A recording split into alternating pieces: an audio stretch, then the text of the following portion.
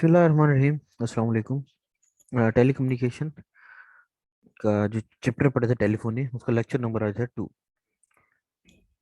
जब प्रीवियस जो लेक्चर था उसके अंदर हमने टेलीफोनी की जो है वो थोड़ा सा ब्रीफ जो है वो इंट्रोडक्शन पढ़ा।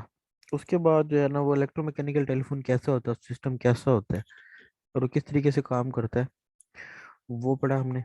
ठीक है, इसके कुछ पार्ट्स हैं वो,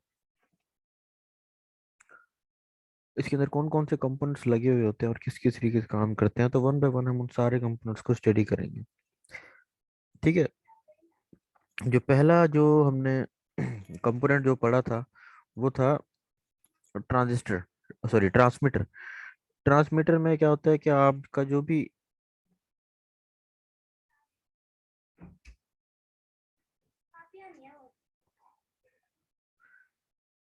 ट्रांसमीटर के अंदर जो है ना वो भी जो आप आवाज़, जो भी आपकी आवाज़ है वो ट्रांसमिट की जाती है।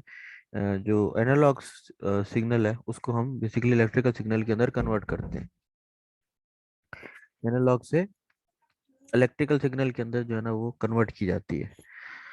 तो ये काम होता है सारा ट्रांसमीटर का। इसको हम आजकल जो टेलीफोनों के अंदर, सॉरी जो स्मार्टफोन के अंदर जो चीज इस्तेमाल होती है उसको हम कहते हैं माइक्रोफोन। तो पहले ट्रांसमीटर कहा जाता था। तो ट्रांसमीटर जो इस्तेमाल किया जाता है वो था कार्बन ग्रेन्यूल ट्रांसमीटर, जो है ना वो इस्तेमाल किया जाता था। इसको हमने काफी डिटेल के अंदर इस चीज को हमने पढ़ा भी था, वो किस तरीके से आपके एनालॉग वॉइस को जो है ना वो एक डिजिटल वॉइस के अंदर जो है ना कन्वर्ट कर देता है। एक सेकंड में इसकी वीडियो अगर कोई मिल जाती है तो चलें ये। तो उसके अंदर बेसिकली दो फ्लेक्सिबल इलेक्ट्रोड थे, लगे हुए थे, और बीच में उसकी कार्बन ग्रेन्यूल्स जो है वो लगा हुआ था। तो उसमें ये था कि कार्बन ग्रेन्यूल्स जो है उसकी रेजिस्टेंस जो है वो इन्वर्सली प्रोपोर्शनल होती है प्रेशर की, यानी कि प्रेशर पड़ेगा तो उनकी रेजिस्टेंस कम होगी। तो जो फ्लेक्सिबल इलेक्ट्रोड थे उनके अंदर जो करंट है वो मूव होना शुरू करेगा। अब वो करंट जो है वो अकॉर्डिंग टू जो फर्स्ट जो आपका कार्बन इलेक्ट्रोड है उसकी मूवमेंट के अकॉर्डिंग ही प्रोड्यूस होगा। और जो फर्स्ट इलेक्ट्रोड है उसकी मूवमेंट जो है वो डिपेंड करती है प्रेशर के ऊपर। यानी कि आपकी जो साउंड है उसके प्रेशर के ऊपर, जितनी ज़्यादा साउंड की इंटेंसिटी ज़्यादा होगी तो प्रेशर ज़्यादा डेवलप होगा, कम होगी तो कम होगा। तो फिर कम ज़्यादा जब मूव करेगा, मतलब बैक एंड फोर्थ अगर ये मूव कर रहा है तो उस हिसाब से फिर आपका जो है इलेक्ट्रिकल सिग्नल, आपकी वॉइस का इलेक्ट्रिकल सिग्नल जो है वो जनरेट हो जाता है। वो फिर जो है ना वो फायर के थ्रू कन्वर्ट यानी कि ट्रांसमिट हो जाता है आपकी फोन से। जहाँ भी आपने एक नंबर मिलाया हुआ है, जो भी आपका डेस्टिनेशन फोन है वहाँ पे जाके रिसीव हो जाता है। फिर आगे काम होता है रिसीवर का। रिसीवर जो है वो क्या करता है, उसी साउंड को दोबारा जो है ना द साउंड, उसी साउंड को बेसिकली दोबारा एनालॉग फॉर्म में जो जो है ना कन्वर्ट कर देता है। क्योंकि हमें जो है वो समझने के लिए एनालॉग फॉर्म चाहिए होती है। आप कोई और जुबान नहीं समझ सकते, आप चिड़िया की जुबान नहीं समझ सकते, हालांकि है वो भी साउंड ही। तो आप सिर्फ उसी चीज को समझ सकते हैं जो कि इंसान, यानी कि ह्यूमन, किसी ह्यूमन ने जो है ना वो बोली हो, जो भी बात की हो, उसी चीज को आप जो है ना समझ सकते हैं। तो इसी वजह से इलेक्ट्रिकल सिग्नल को दोबारा फिर एनालॉग फॉर्म में कन्वर्ट करना भी जरूरी है, ताकि हमें जो भी पैगाम है वो हमें समझ आ सके। The sound producer in a telephone is called receiver. जो साउंड प्रोड्यूस करता है उसको बेसिकली कहा जाता है receiver.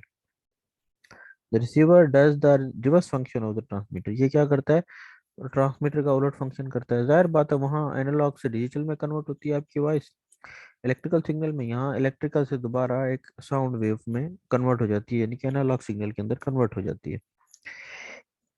It is a device which converts electrical signal energy into sound energy. The constructional detail of the telephone receiver.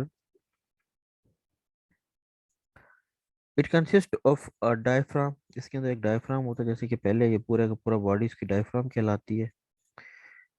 Permanent magnet कहलाता है and winding. और उसके ऊपर जो है ना मैग्नेट जो है उसके ऊपर वाइंडिंग की हुई होती है। ये अगर आप देख सके, ये आपका परमानेंट मैग्नेट है, और ये जो है ये वाली ये कॉइल है, ठीक है ना, ये इनके ऊपर वाइंडिंग की हुई है।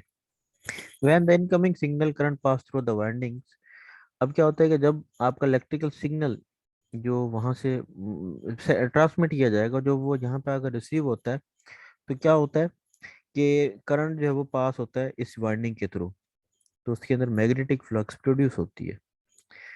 जब वो करंट पास होता है यानी कि जो आपका सिग्नल है, वॉइस सिग्नल, वो इलेक्ट्रिकल फॉर्म में जब इस वाइंडिंग में से क्रॉस करेगा तो इलेक्ट्रिकल फ्लक्स प्रोड्यूस होगी। The flux, sorry, magnetic flux follows the magnetic path, यानी कि उस मैग्नेटिक पाथ को फॉलो करेगी, which consist of iron path of permanent magnet. यानी कि ये जो आपका आयरन पाथ है ये वाला, यानी कि कॉइल जब करेगी यानी कि जब इस कॉइल के अंदर से, इन कॉइल के अंदर से जब वो करंट पास होगा तो उस मैग्नेटिक जो पाथ है उसको फॉलो करेगी, जो कि एक iron path of permanent magnet से बना हुआ है। The pole pieces, diaphragm and the two air gap between the diaphragm and the pole pieces, sorry, यानी कि ये आपके पोल पीसीज है। ये अगर आप देखें ये वाले पोल पीसेस हैं, ये वाले, ये आपका यू शेप अंदर से बनी हुई है, ये पूरा पूरा का डायफ्राम है इसका, और ये आपके जो है ना कॉइल है जिसके ऊपर, यानी कि पोल्स हैं जिनके ऊपर जो है ना वो आपकी वाइंडिंग हुई हुई है।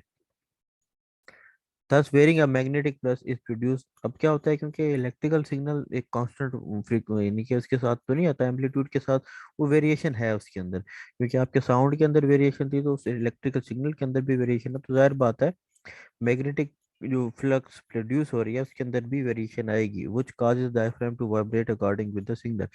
अब क्या होगा कि जो डायफ्राम है आपका वो उस मैग्नेटिक फ्लक्स के अकॉर्डिंग ही वाइब्रेट करेगा। अब वो magnetic flux is according to electrical signal is according to your voice signal, यानी कि आपकी वॉइस के अंदर वेरिएशन थी, उसकी वजह से इलेक्ट्रिकल सिग्नल जो था उसके अंदर वेरिएशन है।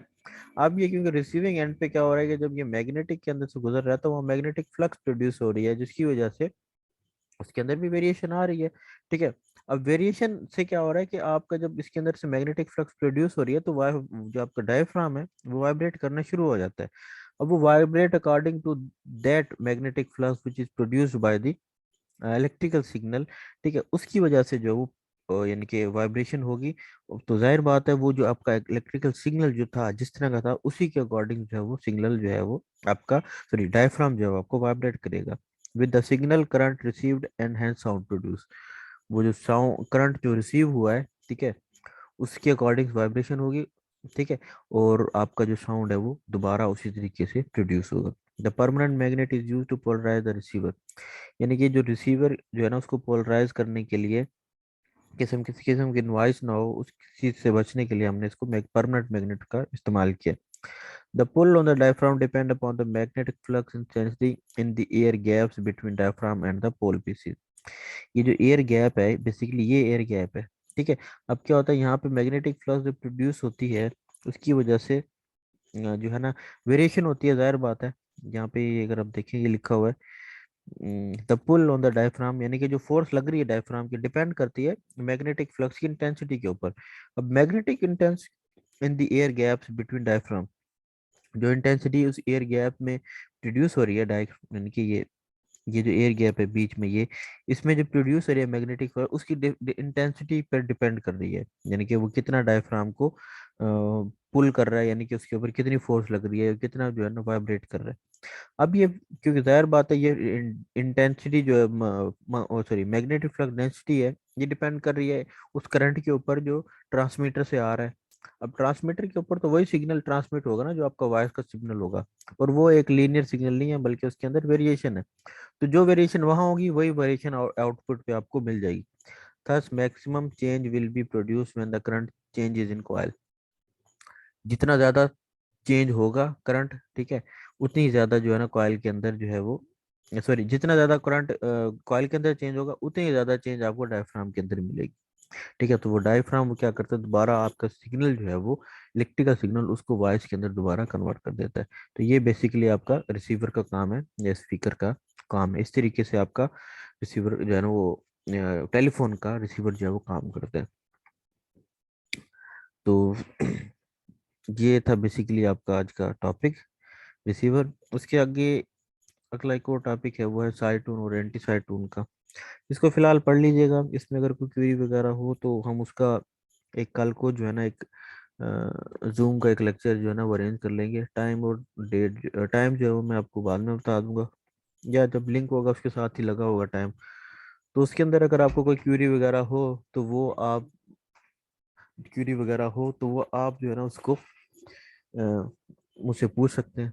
ठीक है, पिछला जो ट्रांसमीटर वाला है उसमें भी कुछ खास जो है ना बच्चों ने सवाल जवाब नहीं किए, तो इस वजह से वो सारे के जो है ना फिर हम कल को इंशाल्लाह डिस्कस कर लेंगे। अगला टॉपिक भी बता देता हूँ, वो है आपका साइटोन और एंटी साइटोन। ये एक इफेक्ट प्रोड्यूस होता है आपके टेलीफोन के हैंडसेट में, जिसको हम फिर उसको सॉल्व भी करते हैं। तो ये बेसिकली सारा हमारा टॉपिक होगा अगला। और उसके अलावा जो बाकी के जो पार्ट्स हैं तो वो भी अगर मैं आपको दिखा सकूं।